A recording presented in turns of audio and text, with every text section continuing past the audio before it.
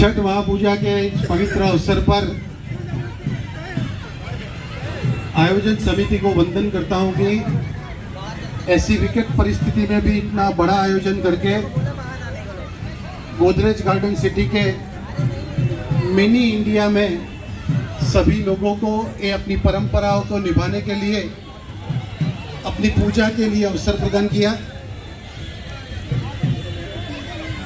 उत्सव गुजरात की संस्कृति है, इंडिया की संस्कृति है। हम सब लोग अपनी परंपराओं को, अपनी पूजा पद्धति को, अपने आराध्य देव की पूजा के लिए पूरे विश्व में जाने जाते हैं। ये छठ पूजा का पर्व हम सब लोगों के लिए, जैसा कि बिहार और गुजरात का नाता, मौलिक भाई, ऐसा नाता रहा है कि गुजरात की प्रगति में जितना गुजरातियों का हिस्सा है, इससे भी ज़्यादा हमारे बिहार के भाइयों का भी है। उसकी प्रगति में, उसको आगे ले जाने में, और साकर में जो दूध जैसे मिलाया जाता है, इस तरह से हम लोग मिलजुल गए हैं। एक दूसरों के मिलके एक दूसरे की प्रगति में हम लोग हिस्सा दे रहे हैं। आज जो आयोजन समिति ने ये पवित्र अवसर पर आयोजन करके आप सब लोगों को ये प्लेटफॉर्म दिया है। पूरे विश्व में उगते सूरज की पूजा होती है, लेकिन उगते सूरज के साथ ये सायं पूजा, सायं सूर्य की पूजा भी ये छठ महापूजा में होती है। इसका बहुत पौराणिक महत्व है। मुझसे तो आप बहुत ज़्यादा जानते हैं इसमें कि जब जिसको मुश्किल पड़ी थी, जिसको कुछ चाहिए था, जिसके परिवार में कुछ प्रॉब्लम आया था, तब ये पौराणिक साल से कर्ण ने भी की थी छठ पूजा, द्रौपदी जी ने भी कुछ मांगा था, और जिसने मांगा है, इसकी मन्नत, इसकी अपेक्षाएं पूरा करने का काम भगवान सूर्यदेव ने भी किया है, और ये छठ मैया ने भी ये सभी की मनोकामना पूरी की है।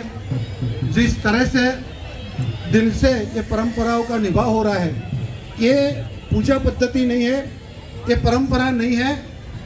मेरे ख्याल से ये स्वास्थ्य के साथ जुड़ी हुई भी, और मौलिक भाई ने बताया कि मैं किसान का काम करता हूँ, किसानों के लिए भी ये पूजा का बहुत महत्व इसीलिए है कि कोई भी किसानी, इसका जो फलीनीकरण होता है वो सूर्य देव की आराधना, सूर्य देव की आशीर्वाद, इसकी उपस्थिति के बिना नहीं होता है। तो पानी, पर्यावरण, जमीन और ये प्रकाश, चारों मिलके किसान की आबादी के लिए काम करते हैं। सूर्य नारायण देव का उसमें पूरा प्रभाव है, पूरा आशीर्वाद रहता है।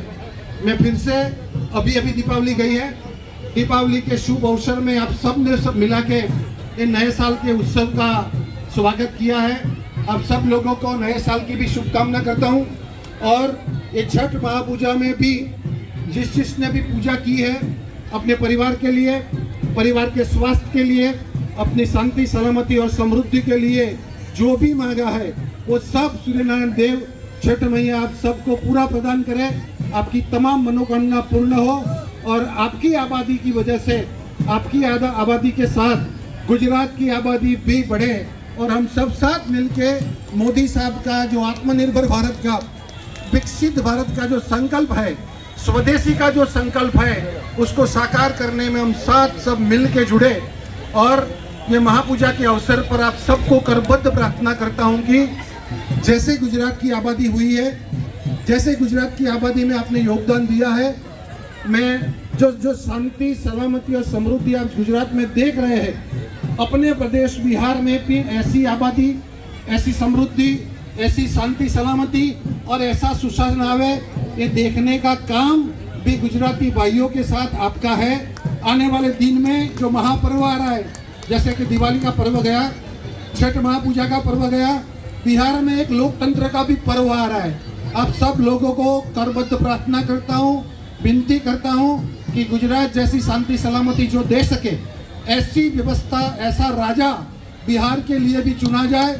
आप लोग भी यहाँ से अपने रिश्तेदारों को, अपने परिवारजनों को, अपने जो लोग वहाँ कनेक्टेड है, उन लोगों को ये महापूजा के पर्व पर उनको बात करें कि भाई गुजरात में हम जो लोग देख रहे हैं, वो बिहार के लिए भी आप देखें। और आने वाले दिनों में जो परंपरा पुरखों की रही थी कि पूरे विश्व के लोग बिहार में पढ़ने के लिए आते थे। नालंदा और तक्षशिला विद्यालय जो पूरे विश्व की श्रेष्ठ यूनिवर्सिटियां थी। एक समय था कि बिहार ने जो दिया था कि राजनीति कैसी होनी चाहिए, तो चाणक्य वो आपकी देन है, बिहार की देन है।